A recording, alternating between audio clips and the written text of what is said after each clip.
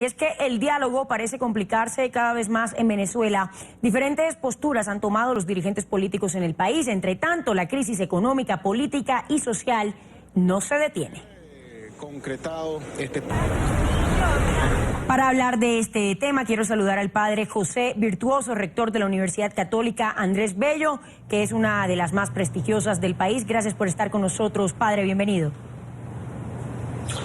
Muy buenas, ¿qué tal? ¿Cómo están ustedes? Muchas gracias por esta oportunidad. Padre, a usted gracias por acompañarnos, por estar con nosotros. Y la pregunta, la duda que tal vez muchos tenemos es ¿para dónde va ese diálogo cuando estamos viendo a un Nicolás Maduro día a día seguir con amenazas hacia los opositores y también a los opositores haciendo constantes denuncias sobre la situación, sobre la condición de los presos políticos que padecen diversos vejámenes estando en la cárcel, estando tras las rejas? Bueno, ciertamente que el lenguaje utilizado de manera muy especial por el gobierno no pareciera crear las condiciones para el diálogo. Es difícil el diálogo cuando efectivamente median pues muchos insultos, exclusiones, situaciones pues en las que no se invita a la confianza y no se invita a crear por lo menos los términos fundamentales para el entendimiento. Monseñor Cheli, que es el mediador por parte del Vaticano, incluso el mismo Samper por parte de la UNASUR, ha señalado con bastante claridad la necesidad del lenguaje, ha señalado con bastante claridad la necesidad de que se creen las condiciones de respeto fundamentales en el lenguaje para poderse entender. Ahora, padre, no es la primera vez que se habla de diálogo en Venezuela, en su país. ¿Debe seguir la oposición apostándole a esto ante la situación que estamos viendo y que ya describíamos anteriormente? Porque es que hay algunos opositores que denuncian que lo único que estaría pretendiendo el gobierno sería dilatar aún más ese proceso de referendo revocatorio contra el presidente Maduro. Bueno, suponiendo esa hipótesis por parte del gobierno, vamos a suponer que esa es una hipótesis pues bastante lógica. Hay un problema fundamental que el gobierno tiene que afrontar, y es que la crisis en Venezuela es tan grave que la dilatación, llamémosle así, que el correr la arruga que decimos aquí en Venezuela, pues tiene poco vuelo, tiene poca capacidad de ser por largo tiempo. La crisis en Venezuela es muy grave y el primero que debería estar interesado en dar señales de confianza, emitir señales para la tranquilidad de la población, es el propio gobierno por su estabilidad. El problema es que a veces hay maneras de razonar en política que ciertamente son incomprensibles. Yo sí creo que el gobierno encontró en el diálogo una tabla de salvación fundamental frente a todo el descontento que creó la suspensión del referéndum.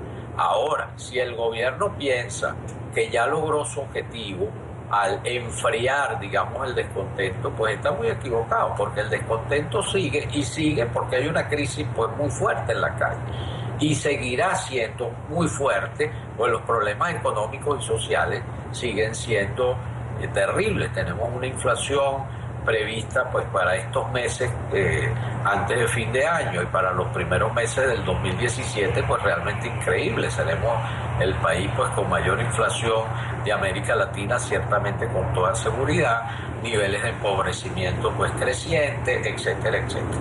De tal manera que si el primer interesado en generar pues confianza frente a la crisis, en generar estabilidad, en generar un clima de convivencia, es el gobierno, por eso sería el primer interesado. Sin embargo, pareciera que hay sectores dentro del gobierno que no juegan a esa lógica, sino que juegan más bien a levantarse de la mesa, y para eso lo hacen valiéndose precisamente de insultos o atropellos o bueno, pues declaraciones en los medios que no ayudan para nada a eso. Padre, ¿y la iglesia dónde queda en todo esto? ¿Qué postura o qué papel es el que debe adoptar la Iglesia Católica?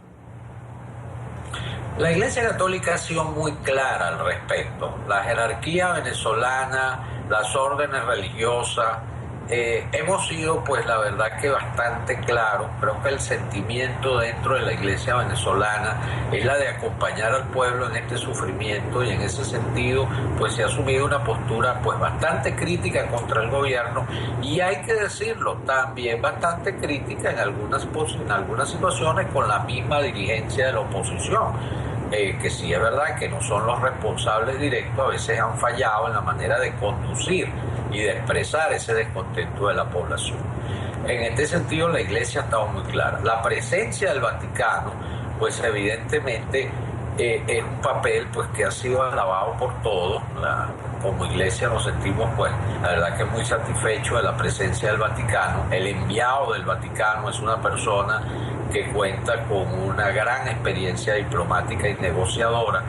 Las declaraciones de Monseñor Cheli como representante del Vaticano el pasado domingo, que salieron en el Diario de la Nación en Argentina, fueron sumamente claras al respecto. Es decir, es un acompañante de este diálogo, como él mismo se define, que está muy claro en la situación social, en la situación económica, y que está exigiendo que a la brevedad, más que está exigiendo, está señalando con claridad que a la brevedad tiene que haber indicios de confianza, tienen que haber señales de que se están llegando a algunos acuerdos. En ese sentido, pues es una mediación, yo creo que privilegiada. Venezuela, en este sentido, cuenta pues con un apoyo privilegiado en este proceso.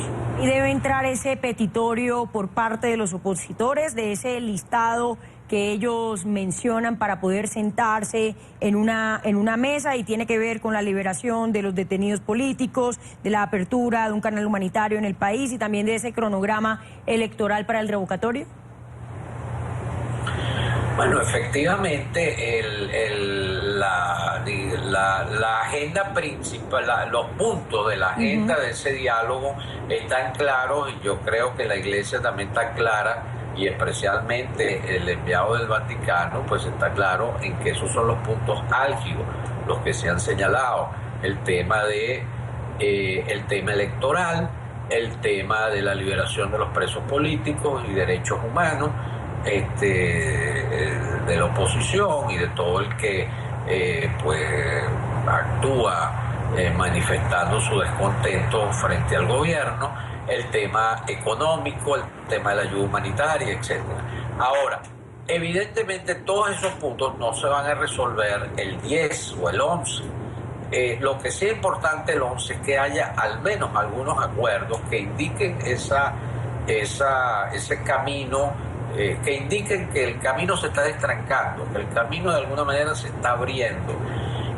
Un aspecto fundamental es devolverle al Parlamento su capacidad original, tal como fue votada por los ciudadanos. El Parlamento que se elige el 5 de enero, el Parlamento que se inicia el 5 de enero de este año 2016, cuyos diputados fueron elegidos en las elecciones de diciembre del 2015, es un Parlamento con mayoría absoluta.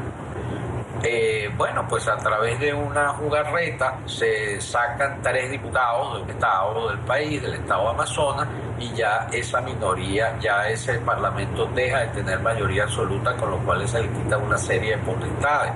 Entonces, devolverle al Parlamento su potestad, resolviendo el tema que se ha señalado con respecto a estos 3 parlamentarios, bien sea yendo a unas elecciones que se señalen de manera inmediata de estos 3 diputados, o devolviéndole su curul, digámosle así, a los diputados electos por ese estado Amazonas, pues resolvería el problema. Total que en síntesis fundamental sería, yo sí creo que un elemento de destranque del juego es devolverle al Parlamento venezolano actual su potestad institucional.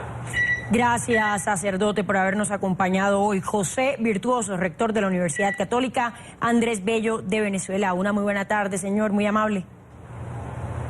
Bueno, muchas gracias a ustedes, gracias.